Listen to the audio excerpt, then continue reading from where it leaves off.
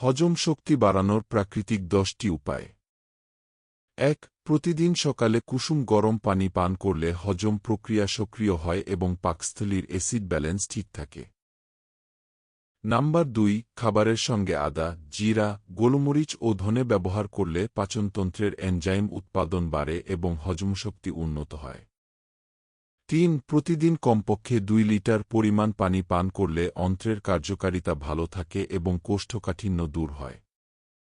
৪. খাওয়ার সময় তাড়াহুড়ো না করে ধীরে ধীরে চিবিয়ে খেলে হজম প্রক্রিয়া সহজ হয় এবং গ্যাসের সমস্যা কমে। ৫.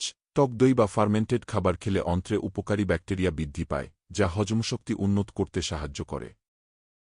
৬. খাবারের পরপরই শুয়ে না পড়ে ১০-১৫ মিনিট স্বাভাবিকভাবে হাঁটলে খাবার দ্রুত হজম হয় এবং গ্যাস্ট্রিক সমস্যা কমে।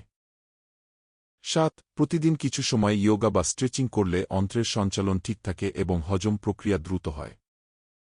৮. পেঁপে, আনারস ও কলার মতো এনজাইম সমৃদ্ধ ফল খেলে হজমের গতি বৃদ্ধি পায় এবং পেট ফাঁপা কমে। ৯. অতিরিক্ত চা, কফি, কোল্ড ড্রিঙ্কস গ্রহণ কমালে পাকস্থলীর সমস্যা কমে এবং হজমশক্তি স্বাভাবিক থাকে। নাম্বার ১০. প্রসেসড ও প্যাকেটের খাবার এড়িয়ে চলুন।